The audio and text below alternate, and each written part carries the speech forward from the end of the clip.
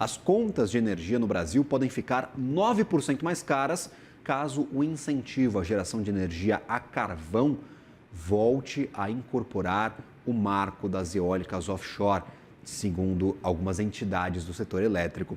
O mecanismo foi vetado pelo presidente Lula com outros jabutis em 10 de janeiro, mas pode ser reestabelecido pelo Congresso Nacional com a derrubada do veto. Para entender melhor essa questão, converso agora com Fernando Luiz Zancan, presidente da Associação Brasileira de Carbono Sustentável. Seja bem-vindo à nossa programação. Obrigado pela participação. Uma ótima sexta-feira a ti, Fernando. Bom dia a todos. Bom dia, Gabriel. Um prazer estar conversando com vocês aqui. Qual que seria o impacto dessa volta da obrigatoriedade da contratação de usina termoelétrica, tanto a gás quanto a carvão, até 2050, algo que não estava no radar, mas que voltou à discussão no parlamento, caiu com o presidente, mas pode ser derrubada essa restrição, esse veto. Como é que vocês acompanham essa questão e esse esticamento da produção de energia não renovável no país, em especial para carvão e gás natural? Bem, eu vou falar de carvão, Gabriel, que é o meu métier há 44 anos. Na realidade, esse número que aparece não é um número correto. O que estão sendo colocados são números que vêm de algum tipo de consultoria que não levou em consideração a segurança energética brasileira. No caso do carvão, vamos pegar, hoje a gente paga na conta de energia, se pegar o site da ANEEL, vai estar lá, o ano passado foi 1,16 bilhões na conta CDE carvão. Isso representa 0,33% da tarifa de energia. Se você considerar o que está sendo hoje colocado para as renováveis, por exemplo, que é 7,16%. Então, carvão é 0,33%, é 2,42% da conta, quanto os outros são 54% da conta, do subsídio que é posto.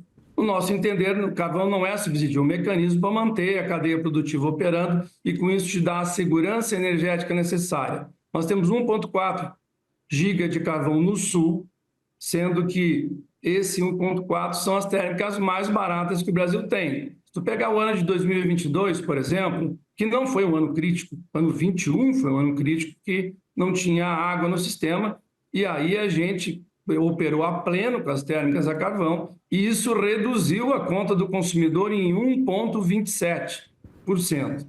Então, olhando isso, 22, por que carvão é barato? Porque ele ficou na média das térmicas 7 vezes mais barato que a média das térmicas despachadas no Brasil.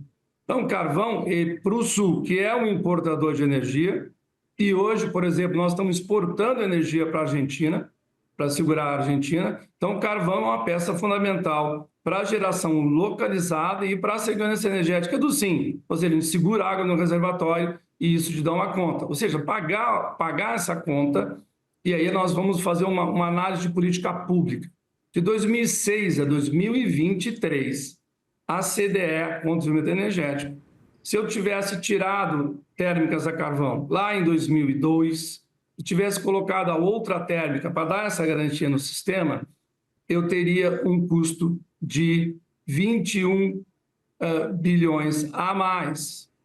Então, basicamente, o que acontece? Essas térmicas, ela por ela ser barata, por isso que ela é importante para o sistema. Então, esses números, eles estão mal posicionados. O número para o carvão, chegando de 28 a 50, contratando esses 1.090 megawatts, 1.340 já estão contratados até 43. Até 2050, contratando os 1.090 megawatts, nós vamos ter uma economia de 15 bilhões para o consumidor brasileiro para ter a segurança energética que é necessária. Vamos lá, vamos falar um pouquinho, Gabriel, sobre a visão dos Estados Unidos, os números americanos. Por que o Trump está falando muito de combustível fóssil e agora ontem disse o seguinte, eu não vou sair fora de carvão? Porque a demanda de energia está crescendo nos Estados Unidos por conta de inteligência artificial e por conta da eletrificação. E data center precisa de energia 24/7, não é intermitente. E lá ele vê que o carvão ele é 2 vezes mais barato, aí nós temos que tirar o subsídio. porque hoje tem o subsídio em eólica e solar nos Estados Unidos. Se tirar o subsídio, o carvão é 2 vezes mais barato que solar e 1,7 vezes mais barato que eólica onshore. Se considerar, então, a eólica offshore é 3,7% mais barato. Então, na realidade, por isso que o Trump está colocando, ele precisa de energia barata e firme e segura. E isso é dado por térmica e, no caso, aqui do Brasil e lá nos Estados Unidos, é térmica a carvão. No final das contas, só para deixarmos claro, essa economia que o senhor menciona para o consumidor brasileiro é pela parcela necessária para garantir a sustentabilidade, essa não intermitência do sistema elétrico brasileiro.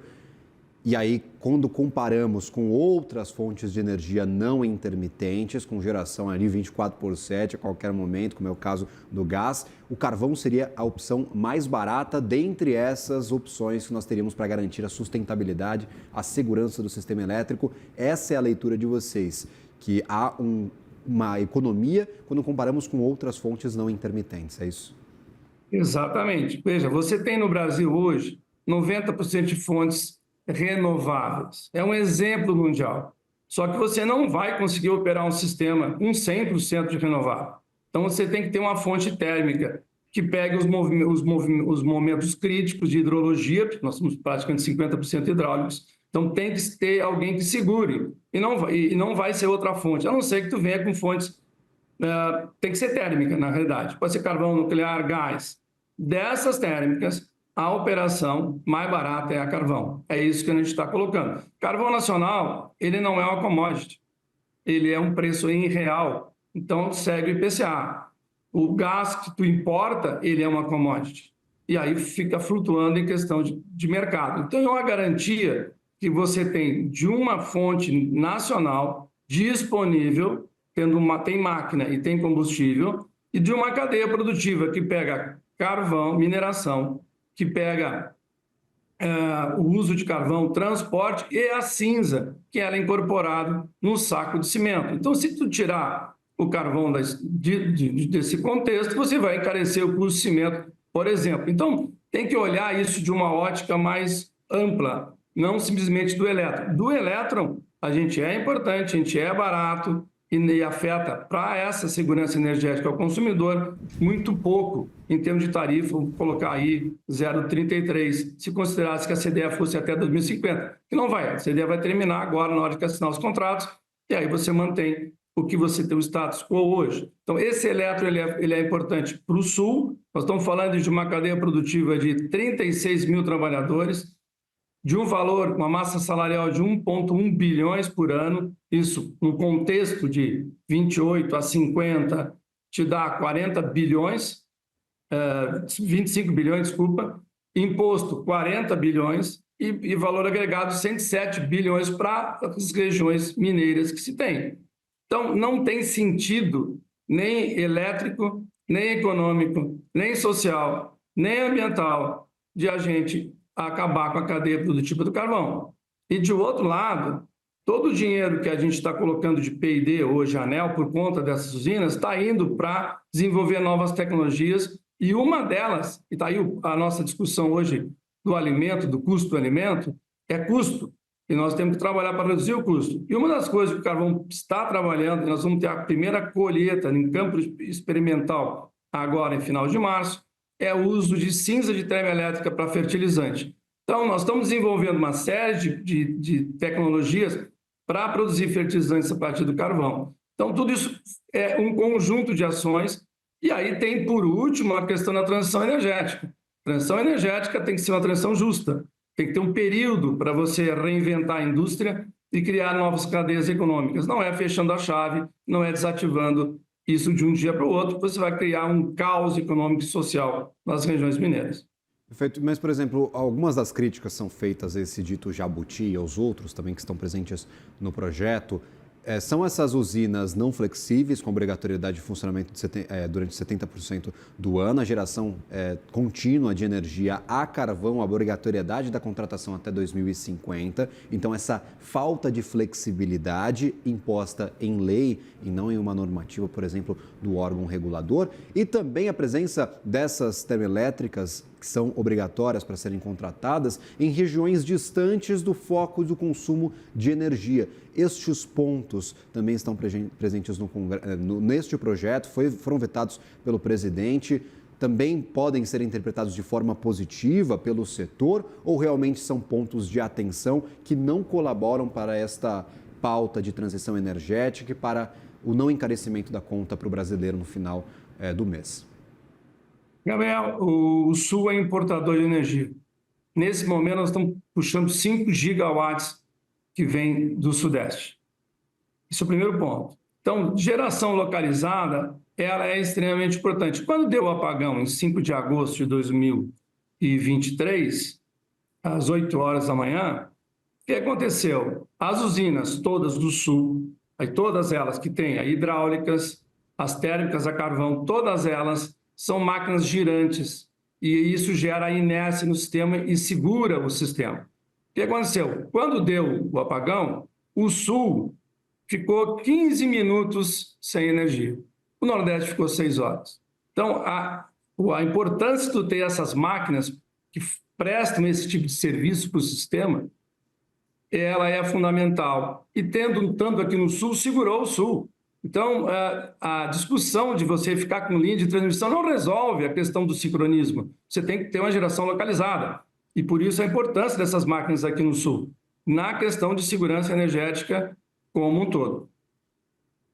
Luiz, muito obrigado pelo posicionamento, por essa leitura do cenário para a produção de energia aqui no país e para essa segurança energética. A gente já passou aí por diversos momentos de escassez de água, falta de chuvas, encarecimento da energia, então é uma pauta super importante. Agora a gente está esperando a decisão do Congresso sobre os vetos do presidente Lula ao PL das offshores. Sempre bem-vindo à nossa programação. Uma ótima sexta-feira a você e toda a equipe. Obrigado. Só uma coisinha. Fique à vontade. Com as mudanças climáticas, Gabriel, nós vamos ter mais eventos intensos, frequentes, e a questão de afetar os reservatórios. Então, é fundamental você ter um backup. E um backup, tu aperta o botão e funciona. Era isso. Obrigado a todos. Um bom fim de semana. Um abraço. Obrigado. Ótimo final de semana a você.